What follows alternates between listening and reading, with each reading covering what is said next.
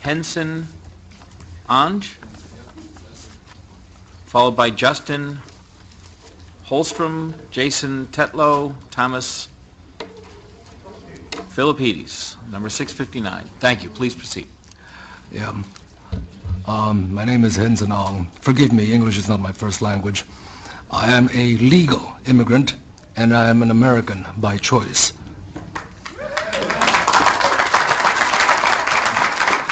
Thank you for giving me this opportunity to express my opinion and give my testimony in opposition to the majority of the proposed bills which do nothing to deter future crimes. Gun control does not work.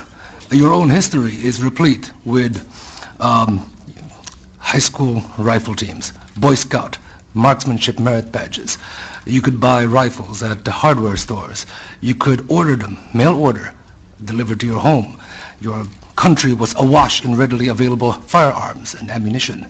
And yet, in your past, you did not have mass school shootings. Other people have already expressed the question, what changed? It was not that the availability of guns suddenly exploded or increased. It actually was decreased. What was changed was societal decay.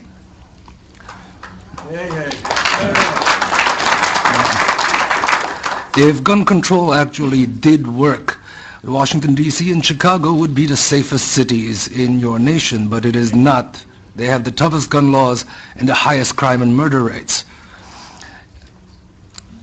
Now, some people have asked and called the AR-15. They called the AR-15 a weapon of mass killing. Well, it turns out that there are a few government agencies which disagree with that characterization.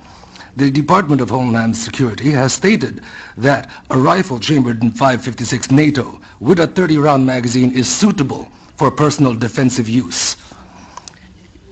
I have documentation on that. It is HSCEMS-1212-00011, solicitation for the Immigration and Customs Enforcement Agency.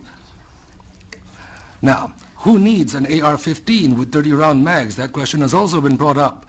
And I would like to put forward that had the Koreans in the LA riots not had AR-15s and AK-47s with 30-round magazines and Ruger 30s, their businesses would have been burned to the ground like all of the other businesses in their neighborhoods. Theirs stood because they stood their ground.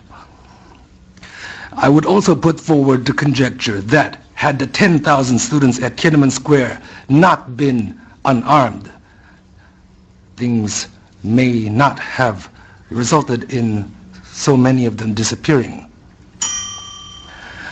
In your own laws, United States versus Miller, 309, U.S. 174, 1939, it was made clear that the type of firearms protected by the Second Amendment were those specifically useful and common for military use in defense of the state. I would like to note that the state is not the government. The state is the people.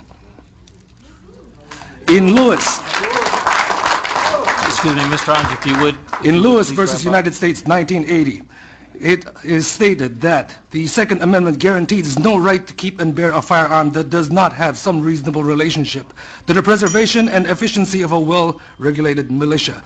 It has nothing to do with hunting. The militia, as per the debates in the convention, shows plainly enough that it is composed of all males physically capable of acting in concert for common defense. And further, that ordinarily, when called for service, these men were expected to appear bearing arms supplied by themselves and of a kind in common use at the time.